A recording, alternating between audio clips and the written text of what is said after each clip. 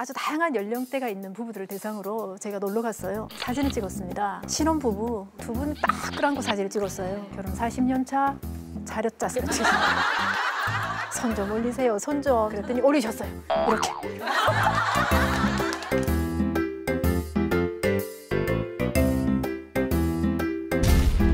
요즘 사춘기 아이 키우고 있는데 정말 미치겠어. 여보, 어떻게 사고 났어? 차는. 자, 그래서 종종 사람들이 저를 들어 얘기하죠. 원장님은 송기로 목사님 같은 사람하고 사시니까 얼마나 행복하시겠어요. 그럽니다. 네, 그럼 저도 하는 얘기 있어요. 한번 살아보세요. 자, 행복 방정식은 이렇습니다. 손가락 이렇게 하는 거 내려놓는 거예요. 4인 4색 김향숙 원장의 여성을 위한 교실, 많은 시청 바랍니다.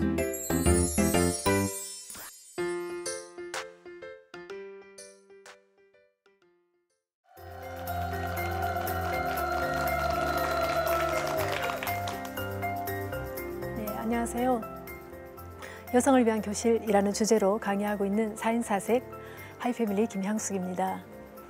자, 오늘 마지막 주제는 신바람 언어에 대해서 함께 나누도록 하겠습니다.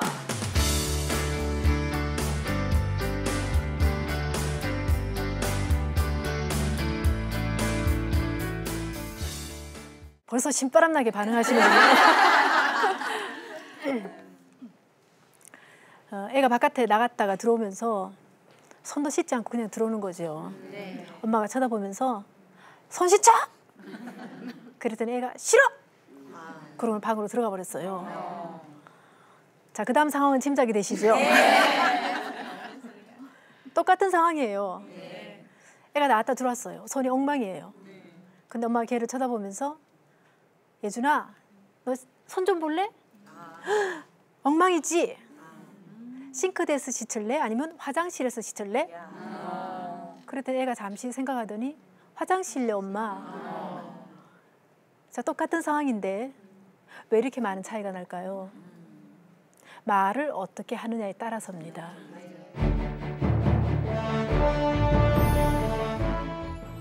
가슴에 박힙니다. 그리고 마음을 죽여버리죠. 성경은 철저하게 우리에게 혀를 길들이라 라고 이야기합니다. 혀를 컨트롤하라, 그렇게 얘기해요. 자, 우리 한번 따라 해볼까요? 나, 이렇게. 나. 그 다음에 남. 자, 뭐가 어떻게 달라졌나요? 나 하니까 입이 벌어지고, 남 하니까 입이 다물어지죠. 자, 그래서 한번 따라 해보실까요? 나도. 말문을 닫으면 남이 되고, 남도 말문을 열면 내가 된다. 말문을 어떻게 여느냐에 따라서 남이 되기도 하고 님이 되기도 합니다. 남하고 님은 하늘과 땅 차이죠. 남은 함께 있고 싶지 않습니다. 가능한 같이 있고 싶지가 않아요. 가능한 피하고 싶죠. 같이 있으면 상처되니까. 님은 같이 있고 싶어요. 붙어 계속. 앉아있으면 마음이 통해요. 감정도 통해요. 말문을 어떻게 여냐에 따라서 남이 되기도 하고 님이 되기도 하고. 자, 내가 입술을 벌려서 말을 하는 순간에 이 말이 허공 속에 흩어져서 어디로 사라지는 것일까요? 그렇지 않습니다. 자, 성경은 분명히 우리에게 이야기하고 있죠. 잠언 15장 4절에 올량한 혀는 곧 생명나무라도 배려한 혀는 마음을 상하게 하느니라, 이렇게 되어 있습니다. 다시 말해서 올량한 혀는 사람을 계속해서 자라나게 한다는 거죠. 그 속에서 생명이 싹틉니다. 그러나 배려한 혀는 마음을 상하게 한다는 거죠. 배려한 혀는 어떤 것일까요? 여러분, 새치혀의 위력이 얼마나 큰 줄 아십니까? 하나님께서 그거를 아셔서 혀를 만들어 놓으신 다음에 안심이 안 돼서 이빨로 성벽을 다 두르 놓으셨잖아요. 돌담을 다 쳐놓으신 거예요. 그래도 안심이 안 돼서 입안에다가 딱 가둬 놓으셨다고요. 그래도 안심이 안 돼서 입술로 자물쇠를 딱 채워넣었잖아요. 그런데도 수시때때로 시시때때로 이 혀는 바깥으로 나와서 사람의 마음속에 상처를 주죠. 자, 이 배려한 혀는 어느 정도로 사람의 마음에 상처를 줄까요? 성경은 그렇게 얘기합니다. 사람을 죽인다, 그렇게 얘기하죠. 무엇을 죽일까요? 사람의 마음을 죽이죠. 여러분 그 사건 혹시 기억나시나요? 옛날에 박안상군 사건이었습니다. 한약재를 만들어서 파는 굉장한 거부였고요. 아들을 유학 보냈는데 방학이 돼서 집으로 돌아와서 아버지를 무참하게 살해한 사건이에요. 있을 수가 없는 행동을 한 거죠.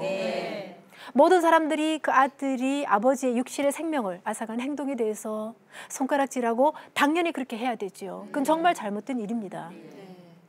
자, 그러나 모든 사람들이 아들이 아버지의 육신의 생명을 앗아간 행동에 대해서 손가락질했지만 침묵하는 거 하나 있었습니다. 그 아들이 신문 기자하고 인터뷰를 하면서 도대체 아버지를 왜 죽였니?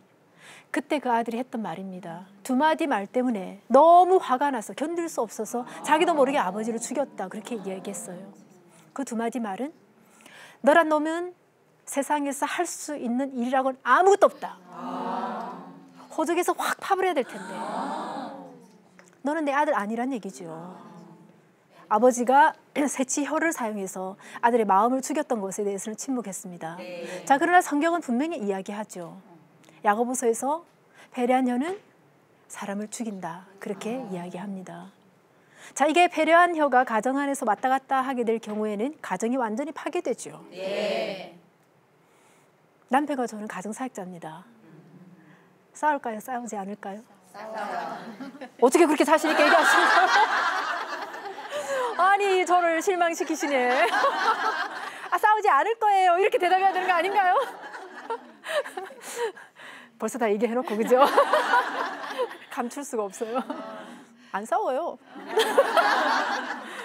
왜 싸웁니까? 안 싸운다니까요.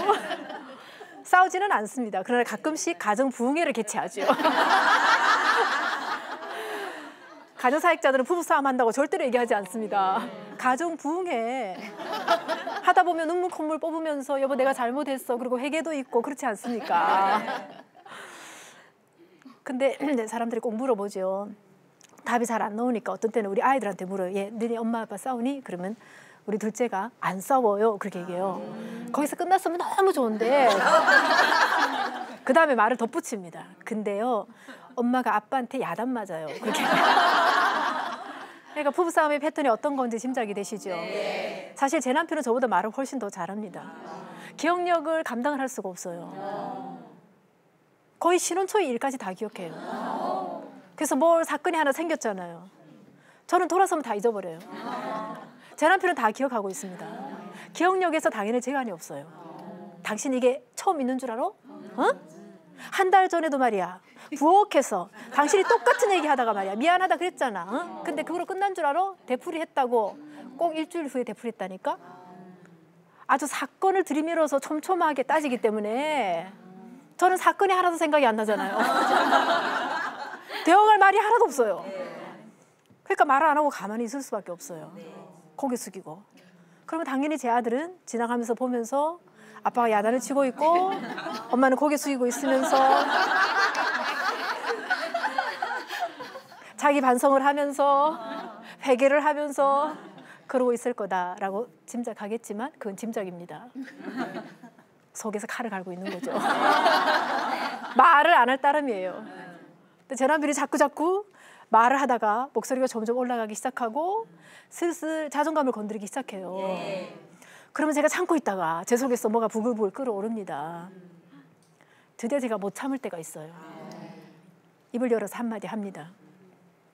아니, 아무리 화가 나도 그렇지 목소리를 올릴 게 뭐가 있습니까? 아주 조용하고 아주 우아하고 아주 품위 있는 목소리로 가정사역자가 잘한다, 잘해.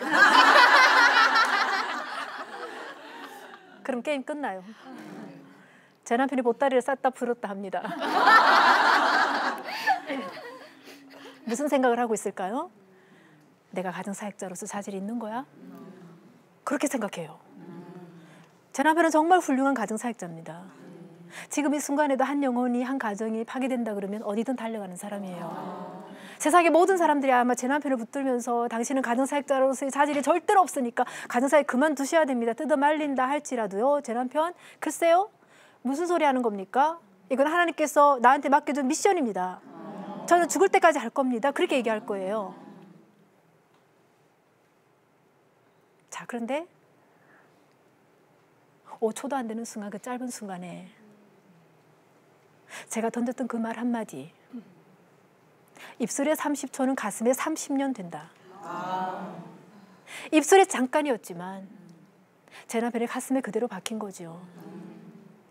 그리고 그렇게 생각하는 겁니다. 내가 진짜 가정사역자로 살 길이 있는 거야? 내 아내가 나를 인정하지 않는데 내가 무슨 가정사역을 하는 거지? 내가 아내한테 인정 못 받으면서 나는 가정사역할 자격이 없어.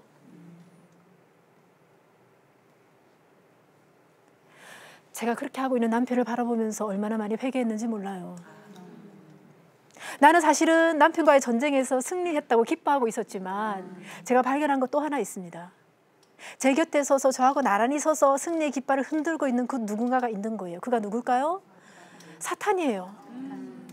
사탄은 지금 이 순간에도 가정이 회복되는 거 너무나 싫습니다.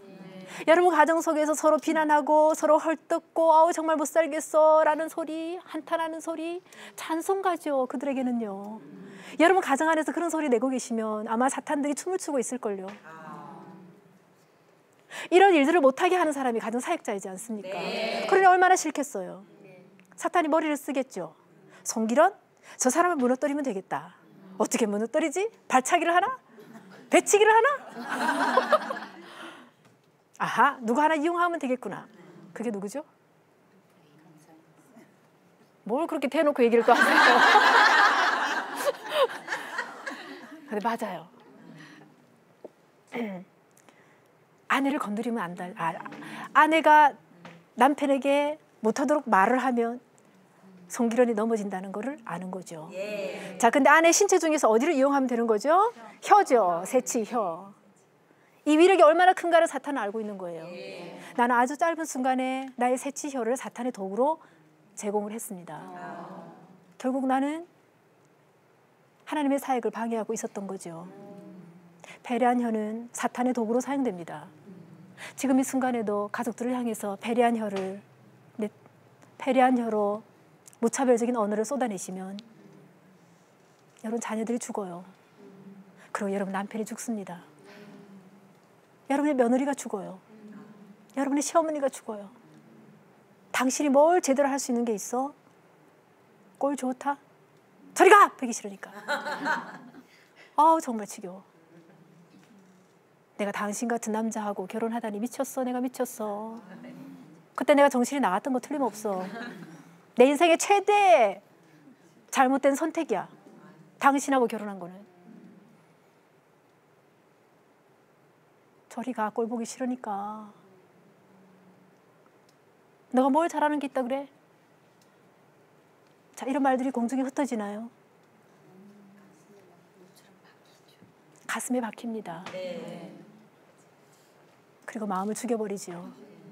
성경은 철저하게 우리에게 혀를 길들이라 라고 이야기합니다. 혀를 컨트롤하라 그렇게 얘기해요. 생쥐 한 마리가 고양이한테 쫓겼습니다. 완전히 코너에 몰렸어요. 더 이상 도망갈 자리가 없어요. 이제 죽었구나. 생쥐가 발발 떨고 있다가 갑자기 고양이하고 눈을 딱 마주치게 됐습니다. 아주 결정적인 순간에 고양이가 양 하고 덤벼들려는 바로 그 순간에 눈을 딱 마주쳤는데 왜 생쥐 생각에 그 생각이 갑자기 났는지 모르겠어요. 고양이 울음소리 한번 흉내내자. 그리고 눈이 딱 마주친 순간에 양! 그랬더니 고양이가 당황을 했습니다. 생쥐 입에서 자기 나라 말이 나올 줄을 생각을 못한 거죠. 당황해서 얼쩡얼쩡 하는 사이에 도망가서 살아났습니다. 집에 도착한 이 쥐, 새끼 쥐들을 다 불러 모았어요. 그리고 이렇게 일장연설을 했습니다. 자, 따라합니다. 얘들아, 아무리 못해도 외국어 한마디쯤은 알아야 되겠더라. 자, 뭐라고요? 외국어 한마디쯤은 알아야 되겠다. 패배한 혀는 모국어와 마찬가지입니다. 연습하셨어요? 연습할 필요가 전혀 없으세요? 저절로 나와요. 언제? 머리 뚜껑이 열리기 시작하면. 패배한 혀는 자동적으로 가동된다. 근데 성경은 이걸 길들이라 라고 얘기하죠. 외국어와 마찬가지입니다. 길들이셔야 돼요.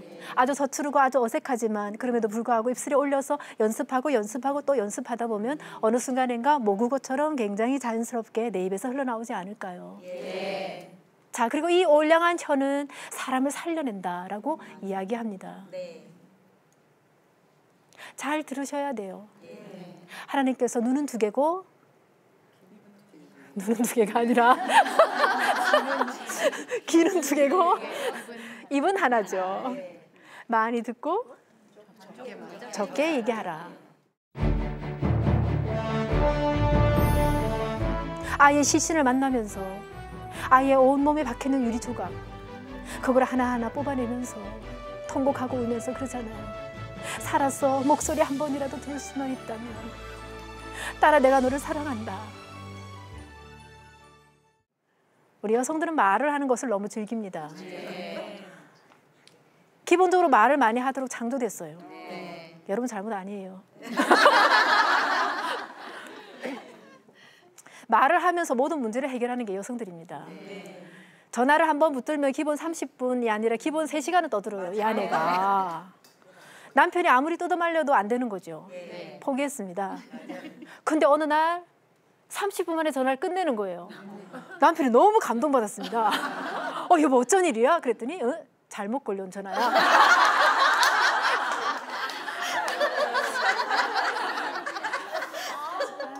잘못 걸려온 전화도 기본 30분 떠드는 게 우리 여자들이에요. 그러니까 이게 듣는 게 얼마나 어렵겠냐고요. 여러분 열받으면 어떻게 하시죠? 전화통 붙들죠. 그리고 떠들기 시작하는 거예요. 예수님께서 이걸 아셨을까요? 몰랐을까요? 아셨습니다. 왜냐하면 부활하셨잖아요. 이 엄청난 역사적인 사건. 당신이 길러놓은 제자들이 전부 남자들이에요. 근데 제자들한테 먼저 알려야 안 될까요? 근데 예수님께서 마리아한테 알렸어요. 마리아가 남자예요? 여자예요? 여자잖아요. 성경에 뭐라고 기록돼 있어요? 순식간에 온 동네에 퍼졌더라. 하여튼 떠드는 건 우리 여성들의 특기입니다. 그렇죠? 자, 여자들이 딱 화가 나면 전화통을 붙들잖아요. 그리고 떠들기 시작하는 거죠. 한참을 얘기해요. 아우 정말 미치겠어. 내가 이 인간하고 도저히 못 살겠어. 평생을 참았거든. 이제 더 이상 안 참을 거야. 응? 그리고 1시간 동안 떠들어요. 나중에 뭐라 그래요? 근데 만나서 나중에 얘기하자.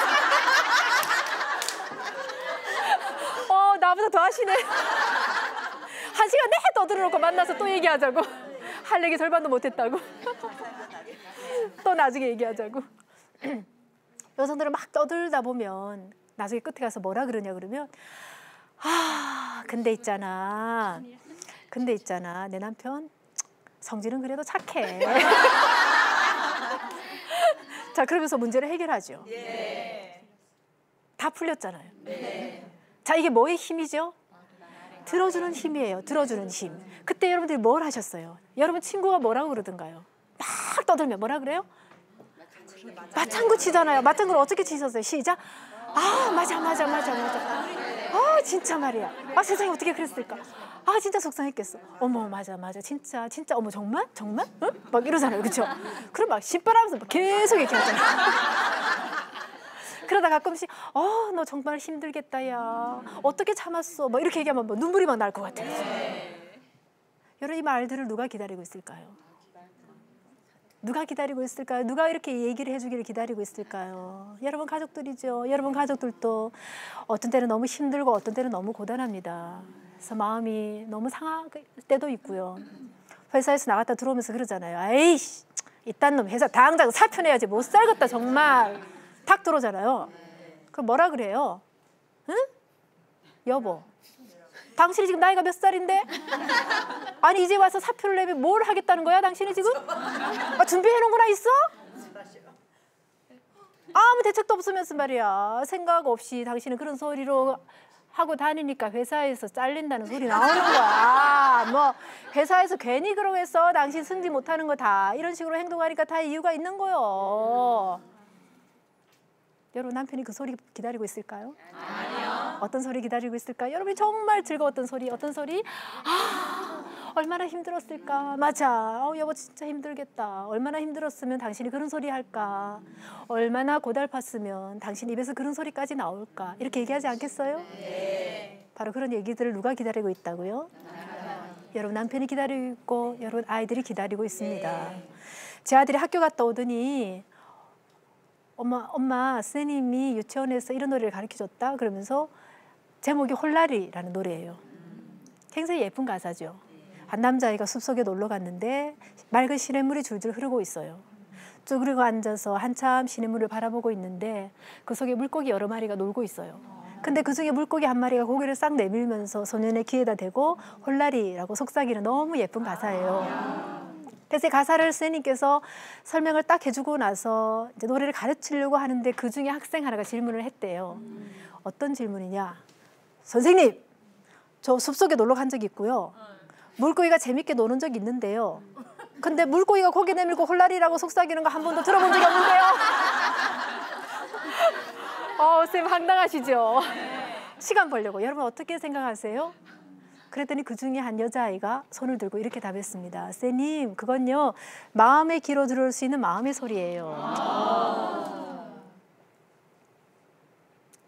가족들이 때로 아프고 때로 속상하고 때로 외롭고 때로 억울하고 때로 나 혼자인 것 같고 아무도 내 마음 몰라주고 있다라고 생각할 때에 바로 그 마음의 소리 들어서 얼마나 힘들까 한마디 해줄 때 그 아이들은 신바람이 납니다. 네. 잘 표현하셔야 되죠. 최고의 표현은 사랑입니다. 참 많은 표현들이 있지만 사랑합니다 라는 표현만큼 소중한 거 없습니다. 네. 제 아버지하고 제 어머니하고 결혼 생활하는 거를 쭉 지켜보면서 지금 가정사역자가 된 저는 이해할 것 같아요. 근데 그 당시는 정말 이해하기가 어려웠습니다. 지금 보니 제 아버지는 굉장히 자유로운 영혼이셨어요. 구속받는 거 싫어하시고 굉장히 예술성이 뛰어나셨고 문학을 아주 좋아하셨고 철학을 하는 분이셨어요. 반면에 제 어머니는 현실에 발을 딱 딛고 사는 분이셨습니다. 지금 생각해보면 두 분이 정말 많이 싸우셨는데 주로 싸운 주제는 이겁니다. 봄이 되면 제 아버지가 나갔다 오시면서 꼭 화초를 사가지고 오세요. 당신이 좋아하시는 꽃, 어떤 때는 장미, 어떤 때는 모란, 백합, 아주 다양한 꽃들을 사서 정원에다 쫙 심어 놓으세요. 자, 며칠이 지나서 제 어머니가 싹 뽑으시고 상치, 깻잎, 고추, 쑥갓, 토마토, 가지 이런 거 잔뜩 심어 놓으시는 거예요. 그날 저녁에 두 분이 대판 싸우세요. 그리고 또 한참 지나서 보면 제 아버지가 싹 뽑아 놓으시고 또 장미, 백합, 목련 이런 거 또 막 사다 심어 놓으세요. 그럼 또 며칠 있다가 제 어머니가 싹 뽑아 놓으시고 상치, 깻잎, 풋고추 막 심어 놓으세요. 정말 영원히 끝도 없이 싸웠던 주제고요. 또 하나는 제 아버지는 강아지가 묶여있는 거 너무 싫어하셨어요. 그래서 묶여있는 거를 풀어놓으시죠. 제 어머니는 얘가 상치, 깻잎, 풋고추 망친다며 묶어놓으십니다. 아침에 제 아버지 풀어놓으시면 저녁에 제 어머니 묶어놓으시고 아침에 풀어놓으시면 묶어놓으시고 그리고 또 두 사람은 계속 싸우시는 거죠. 그렇게 두 분이 평생을 다투시면서 성격이 달라서 다투셨던 것 같은데 다투시면서 사셨어요. 그러다가 제 아버지가 먼저 돌아가셨습니다. 어머님 혼자 남으셨죠. 굉장히 큰 집이에요. 그리고 아무도 없는 집이기 때문에 위험하기도 하고 굉장히 무서운 집이에요. 그래서 저희가 너무나 마음이 안 돼서 어머니 혼자 계시지 말고 좀 올라오세요. 저희 집에서 같이 사세요.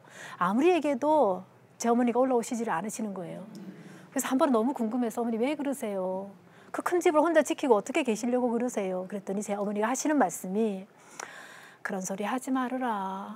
여기는 네 아버지 채취가 묻어있지 않냐. 여러분을 감동받으시는데요. 저는 이상한 거예요. 왜냐하면 두 분이 계속 싸우셨잖아요. 근데 뭔 정이 남았다고 저런 얘기를 하실까. 근데 하루는 진짜 궁금해서 제 어머니한테 조용하게 물었어요. 어머니 두 분 정말 많이 싸우셨잖아요. 근데 아직도 아버지가 그렇게 그리우세요? 그렇게 보고 싶으세요? 그랬더니 제 어머니가 하시는 말씀이 네 아버지가 죽기 전에 마지막으로 나한테 남긴 얘기다. 그러면서 마지막에 제 아버지가 어머니한테 남긴 말입니다. 여보, 당신하고 살았던 세월이 정말 행복했었어. 여보, 그리고 내가 당신을 사랑했어. 많이 표현하지 못한 거 너무 미안해요. 돌아가시기 직전에 해주셨던 그 몇 마디 말씀, 사랑했노라, 사랑하노라 말씀하셨던 그 몇 마디 말씀 때문에 제 어머니는 그 수십 년 받았던 상처들 순식간에 깨끗이 씻어 없애졌을 뿐만이 아니라 지금도 그 아버지를 그리워하면서 사시는 모습을 곁에서 지켜봤죠. 사랑합니다라는 말, 아직 살아있을 때, 아직 반응할 수 있을 때에 서로에게 할 수 있어야 합니다. 최근에 세월호 사건 때문에 우리 너무 많이 우셨습니다. 지금도 너무 가슴 아파요. 아직도 몇 개의 시신을 건져내지 못해서 기다리고 있는 유가족들을 생각하면 정말 가슴이 찢어지죠. 자, 그들이 자식을 먼저 떠나보내고 나서 남아있는 애미, 애비들이 통곡하면서 했던 말이 무엇인지 아십니까? 마지막 돌아가기 전에 그 아이들이 마지막으로 핸드폰에 남겼던 말들이 무엇입니까? 모든 아이들은 자신의 가족을 찾았어요. 자신의 엄마를 찾았고 자신의 아버지를 찾았습니다. 그리고 이렇게 얘기하죠. 아버지 사랑합니다. 어머니 사랑합니다. 제가 아버지 사랑하니 이 말 기억하고 아버지 힘있게 사세요. 이런 말들입니다. 그 중에 한 어머니가 아이의 시신을 만나면서 아이의 온몸에 박혀있는 유리 조각, 그걸 하나하나 뽑아내면서 통곡하고 울면서 그러잖아요. 살아서 목소리 한 번이라도 들을 수만 있다면, 딸아 내가 너를 사랑한다. 이 말에 반응할 수 있는 목소리 한 번이라도 들을 수 있으면, 한 번이라도 만질 수만 있으면, 쓰다듬을 수만 있다면, 사랑하는 내 딸아 온기 있는 얼굴 한 번 만질 수만 있다면, 이 땅에 얼마나 많은 어머니들이 울었나요? 사랑한다고 아무리 얘기하지만 더 이상 돌아오는 메아리는 없고, 그 목소리 한번 듣고 싶어서 지금도 잠을 자지 못한 채 아이를 그리워하고 있지 않습니까? 아직 우리에게 반응할 수 있는 시간이 있고, 사랑한다고 얘기할 때에 엄마 나도 엄마 사랑해요. 아직도 살아 움직여서 따뜻해서 만질 수 있는 내 가족들이 가까이 있을 때에 바로 지금, 바로 이 순간 더 이상 미루지 말고 여보 사랑합니다. 딸아 내가 너를 사랑한다. 아들아 사랑한다. 어머니 사랑합니다. 며느라 내가 너를 사랑한다. 라고 이야기할 수 있을 때에 바로 그것이 가정천국이 아닐까요? 사랑합니다. 그 말은 천국 방언이 아닐까요? 바로 이 천국 방언이 우리 가정 안에 넘쳐날 때 우리는 비로소 행복 명가가 될 수 있을 것 같습니다. 이 아름다운 말 사랑합니다. 지금 전하십시오. 옆 사람에게 사랑합니다. 사랑합니다. 감사합니다.